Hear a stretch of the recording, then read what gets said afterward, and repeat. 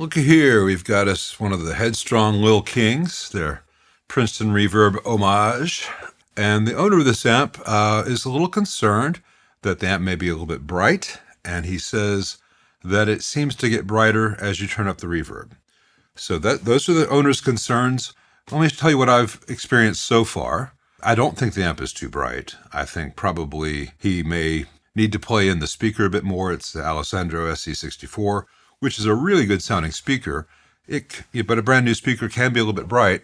But what is happening is as you turn up the reverb, there's a feedback that's beginning to happen, and that feedback is happening in the upper frequencies.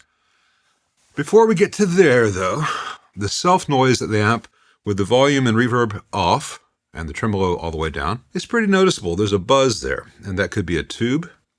That could be a number of things. We'll get into that. I don't know that it's a deep, deep flaw, a failing of the amp itself. It's just one of those things. But as I turn the reverb up at all,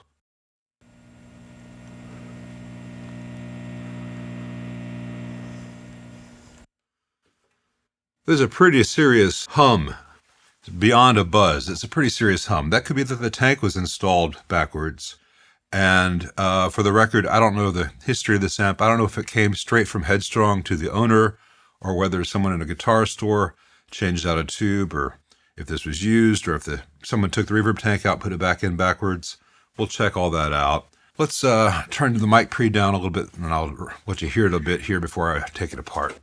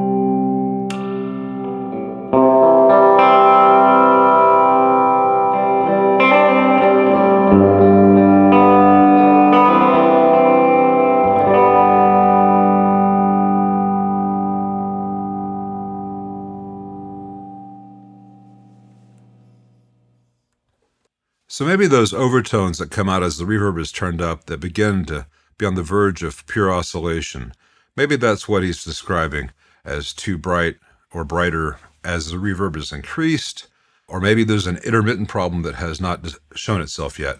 Let's open this thing up and find out. Standard aftermarket foot switch, plastic standard RCA cables, and it could be the cables are causing the hum. That's been known to happen. The speaker plug is a good quality one. It's a GH, and it is soldered to the tabs, no quick connects, and the solder joints look good to me. But what do I know? The RCA connectors are on the far side of the tank, so the front baffle side of the tank, which is good. And there are 3 screws holding this bag in place. I am going to take this tank out and see what the tank is. And I will test the reverb with some tanks I have that I know are good, just in case we have a bum tank causing that feedback issue. All right, so it's the belt, and these are junk, and I can hear the springs flopping around inside. It feels like it's broken at this end. Let's find out. So this is held in place with some elastic bands.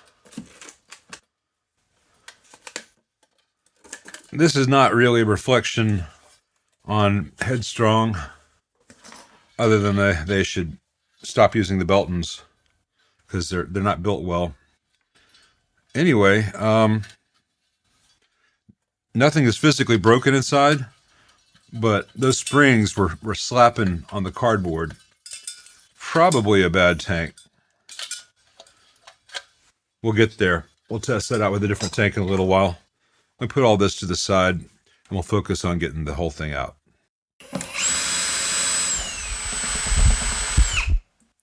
All right, from what I can see, these look like the Mojotone Habor transformers. Looks like the Mojotone chassis. Belt and sockets all the way around. These usually don't do that much of any good for anything. These little rubber dampening rings. You can get O-rings from an AutoZone or similar car supply store that do the same thing, but these don't do any harm. These 6v6s have gotten pretty hot though. This lettering would have been white originally, and it has gone to an orangey brown on both of them, though I don't see any big discoloration on the plates. I've had pretty good luck with tongue sols in the past couple of years. Electro-harmonics usually hold up better for me, but they're looking pretty good. I don't see any shielding material on the top which is interfering with this. There may be some shielding material, but I don't see the interference like you get with a lot of reissue fenders. I think it's just a very tight squeeze with the front panel into the cabinet opening, and I don't want to deform that front panel, so I'm going to take a closer look before I just start tugging on this thing. It's at this top left corner. All right, there it is. See, if I just pulled and pulled and pulled, I would have pulled off that top left corner, either deformed it if it's aluminum or cracked it if it's plastic. It feels like it's plastic. When in doubt, stop, get your bearings, take a close look. I thought it was hanging up here, but it's hanging up right here, this top left corner. Anyway, it is free now. Let me pull the chassis out the rest of the way. Well, I opened it up and put it on the bench like this, and looked around, and then I had to compose my thoughts and figure out, honestly, how to go forward at this point. What tone to take, what to point out, what not to point out. I went for a walk, made a pot of coffee, thought about it, and, I'm left with just being honest. I'll try to be kind, but honest.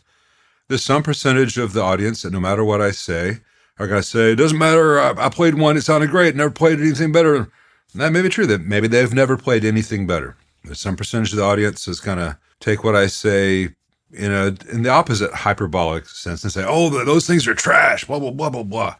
And, there are things that are objectively bad about this. There's things that are objectively could be better. And there's some stuff that's just cosmetic. Like this power switch sticks out from the back of the amp. The old fenders were flush mounted. It'd be nice if they were flush mounted. It doesn't take much longer to do. That's not a big deal. All right, let's just talk about it. This is not in a bullet list of from the most important to the least important. What this is essentially a Mojo Tone kit or similar kit that's been assembled pretty well. They miss some certain things that are pretty important. The solder joints are good. The way the wires are connected and wrapped around things partially, or in some cases actually wrapped around once, they tried to do a good job. There's some thought and care that went into this. As far as the circuit itself, it is almost completely a Fender Princeton Reverb circuit from 1964. They've doubled up the 10 nanofarad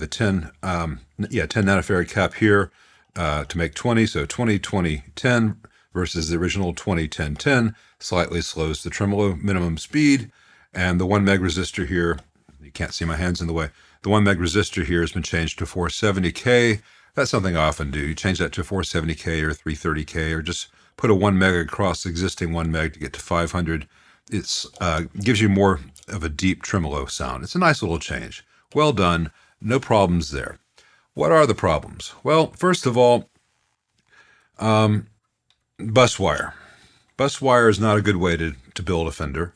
It's not a good way to build any amp. If you must use a bus wire, there are better ways to do it. You could make one connection here to the chassis with a ground lug screwed and with a nut to the chassis, and then had a thick ground bus wire, preferably like 2 strands of 18 gauge twisted together to come out behind the pots, maybe 3/4 of an inch, half an inch to over here, and then have this resistor connect to that, and these wires connect to that, and a wire from here to there, and this resistor from here to there, and from this ground to there. That way you have the same roll of a good quality ground path across the back of everything, but with only one possible connection to chassis, and that cannot come loose. Under any circumstances, it will not come loose.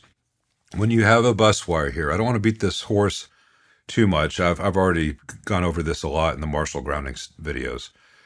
You have multiple paths to ground. Even if everything's tight, you have multiple paths to ground, and you get a higher noise floor than otherwise. So this amp has a higher noise floor than it should have. And if any of these are loose, and I suspect that they might be slightly loose because one of these RCA nuts was loose to the fingers. I could, there it goes. See, just do that with my fingers. That's You know, and maybe you'll think, someone will say, oh, he could have loosened that. I don't have time in my life to go in here and loosen things to make things look bad. This is loose. Let's see if the others are loose, because grounds are made with these RCA plugs. Grounds are made with these 1/4-inch jacks for the speakers. Grounds are made for the input jacks. Grounds are made for the pot shells. Let's just see if these are tight. And I don't mean a little bit tight. I mean, they need to be rock solid to have good grounds. All right, there's the main speaker jack. It's quite loose. That's a full half turn already. I'll call that tight. Oh, the auxiliary is also loose.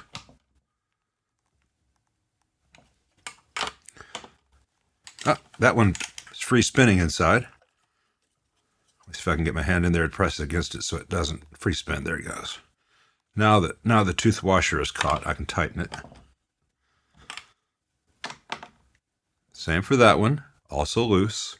I know this is really boring to watch, but one of the things, once I discovered this, I decided I can't just tighten everything, check everything that's loose, and report back, hey, these were all loose. I've got to find it on camera in real time for people to take it seriously, I guess. Let's check the bias pot. So the bias pot makes ground to the shell, so your entire bias circuit goes to ground here. And if it's not tight, it doesn't really go to ground. There's some other things in this amp I'll need to show you as well, but let me finish this process first. And a lot of times when I'm making videos, at this point when I make a camera move like that, you know, I would pause and move the camera around and all that. Take sips of my coffee or whatever, not on camera. But I'm doing this in real time. Let's see, can you see the input jacks? All right, let's turn this a little bit. All right, let's see if the input jacks are tight. Please let them be tight at least. Nope. And nope. Okay, well, it's tight. Let's make them tight. Let's finish building this amp.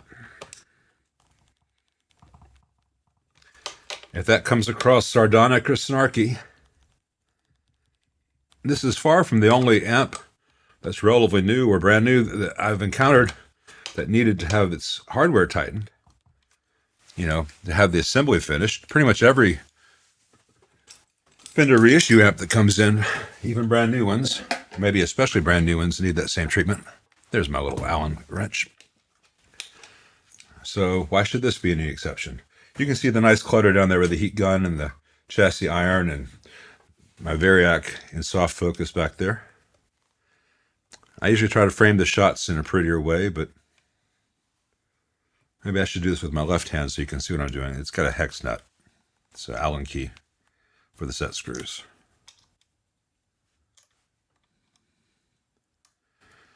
And remember, a lot of the circuit grounds are being made to the pot shells, and the pot shells, for a bus wire, for a bus ground scheme to even work at all, they all have to be very, very tight. If you have any little difference, any resistance between the shell of the pot and chassis, which is the true ground in the circuit, then you're going to have noise issues. So where did I put the thing that I just had? Oh, here it is. Okay. Let's see if these are tight. Got my hand on the other side so that if the pot moves, it doesn't spin and damage a wire. Oh, the intensity pot, which, to be fair, does not have any electrical connection to ground itself, but the bus wire is tied to it. The speed pot, which does, it's very loose. Reverb, yep, very loose. And the thing that gets me is they used good 3/8 inch toothed washers on all the pots and jacks, but a toothed washer doesn't do what you need it to do unless you tighten enough that the teeth bite into the metal. When I'm done with this, and I'm almost done with this,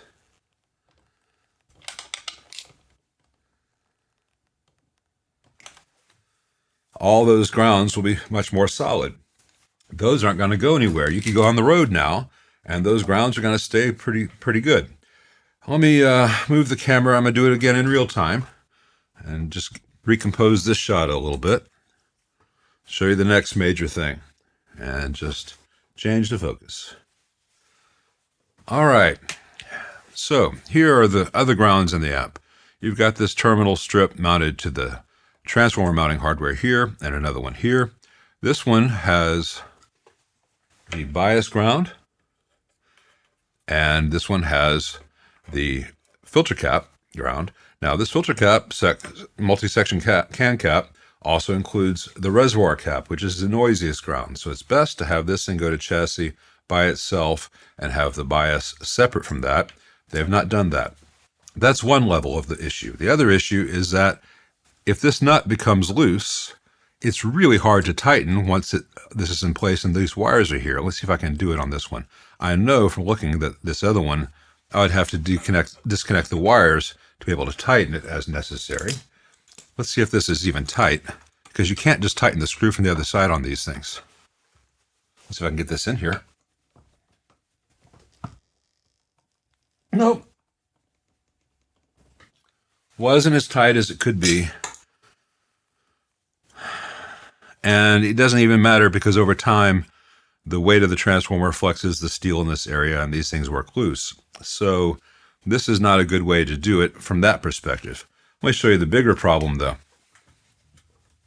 And again, in real time, let me disconnect my USB charger, flip this thing around.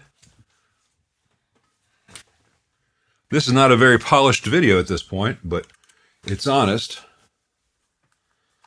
because I don't want to throw this out there into the world like a bomb and be accused of sabotaging anything or editing anything.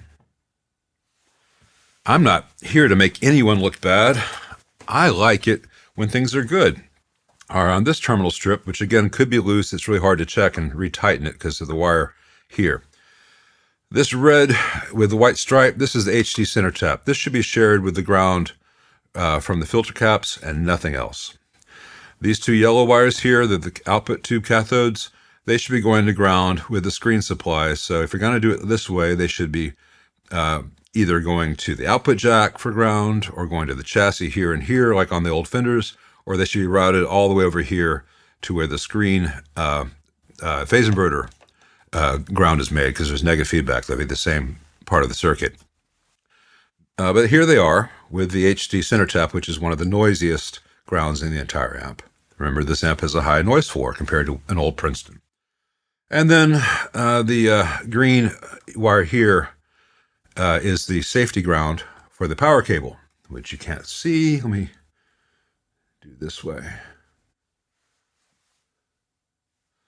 All right, so the green from the safety ground comes in here and is bundled with these other wires and ends up here with these others. Now, electrical code in the United States and in Europe and most other countries is that the incoming safety ground must go to chassis by itself on a dedicated hardware ground point that is not shared with anything else, that cannot come mechanically loose. This is not in accordance with the modern safety codes. You may say that's not important. It should be. It should be very important to you. It's the kind of thing that keeps us safe, especially as this can easily come loose over time, and it's very hard to tighten it, and it's very hard for most owners to know that it is loose. Out of curiosity, let's try these two nuts, which are not impeded by terminal strips. Oh, look at me turning that nut. If this one's loose, how loose is the one with all those grounds on it? That's really loose. I should be able to turn that at all, but it's turning multiple times. The Kep's nut is finally biting into the steel of the chassis as designed. Let me move these wires here out of the way. Show this one. So this one was a little loose. This one was really loose. Let's see what this one's at. And extrapolate as to whether that one might be loose, because it's really hard to get the tool in there. Yep. All right, that was not so bad. Let's see if I can get this in here at all with the green wire in the way. Let's see. I'm not finding fault for the sake of finding fault. The owner wanted to know what he had, whether it was worth the height. All right, not very tight for one of the most important grounds in the entire amp. Now it's tight. Still not a good way to do a ground, but at least it's tight, so we're better off than we were.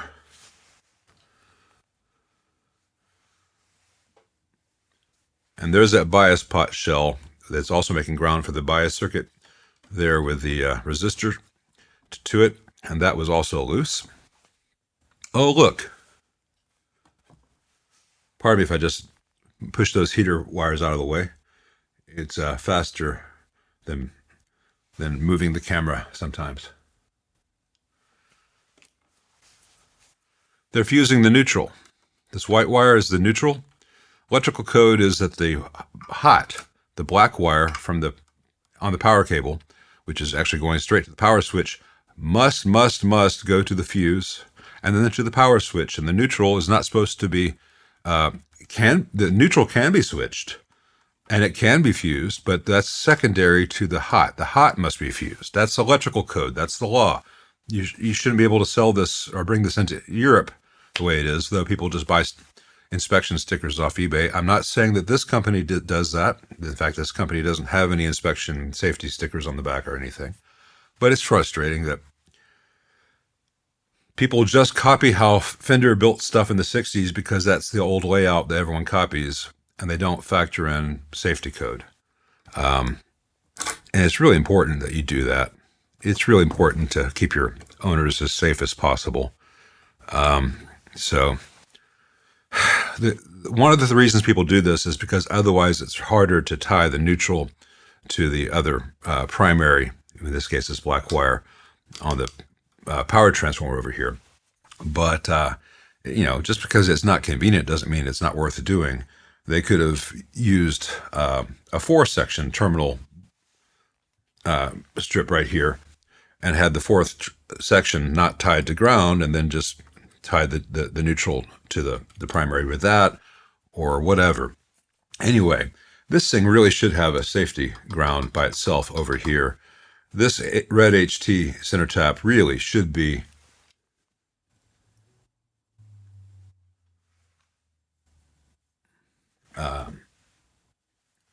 here where the filter cap ground is, and the bias ground should be separate.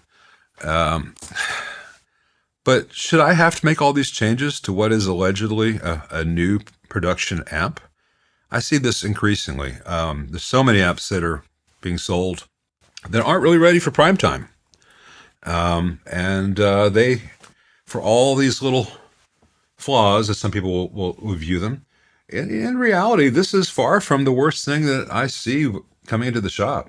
I see a lot worse than this on a fairly regular basis. This is a gem compared to some things. At least they're using 6V6s and not trying to make the poor little transformer handle 6L6s. There's nothing in here that's going to imminently catch on fire. The solder joints are good. The lead dress is good. They're trying to do a good job, but I think they're doing a good job of copying, amp building by numbers as opposed to having a concept of design. And maybe that's unfair. I don't know the people behind this company. And maybe they want to build the world's best amp, and maybe they'll watch this video, and after they cool their heels, they'll say, well, let's try the things he suggested. Because it doesn't cost any more to do it right. It doesn't cost any more to do it right. And it sure costs the owner a lot less when things don't go wrong. And, if you make something really good so that some guy like me, who only sees a couple hundred vintage Fenders a year, doesn't have any qualms with, and he puts it out on a silly little YouTube video, you might get a few more sales a year out of it. You might get a lot more sales a year out of it. I happen to know for a fact that some of my little videos have really positively impacted the sales of certain models from certain brands. And I'm glad for that because, let's take the Friedman stuff, the Shure stuff, even the little Vox AC Custom series, the 15 and the 30. They've done really well. And if anything I say on my silly little channel has a negative impact on anyone's sales, well, I'm merely the messenger of objective facts. I'm not saying that I'm the messenger of truth. That's too lofty a title. And none of what I've just pointed out is anything but the objective reality of how electricity works and how safety codes work and how grounds work and that hardware must be tight. So I think I might have burned all my bridges again, and it's seemingly my lot in life. I'll just zoo, pan and tilt, pan and tilt. Ooh, someone just threw up. Anyway, I'll lock the camera back off here and just wrap this up. I'm gonna go make dinner, and I'm gonna put all the knobs back on and get this thing ready for testing to see if just improving, making the grounds again will have solved the issues that this amp had with the buzz and the reverb oscillation. Though I suspect it also has a bad reverb tank. That's not on the builder. That's just what modern Accutronics tend to sound like. I mean, the springs are sagging. The springs are so saggy they bounce against the cardboard, and you just touch the damn thing. So anyway, we'll talk about all that later. And maybe after just tightening everything up, this thing will sound a million times better, because the bus wire can sometimes be fine as long as all the hardware is tight. There are just so many better ways to do it that cost exactly the same and don't have potential noise issues. Anyway, I'm repeating myself. I have a tendency to do that. I'm repeating myself. Thanks for watching. Seriously, thanks for watching.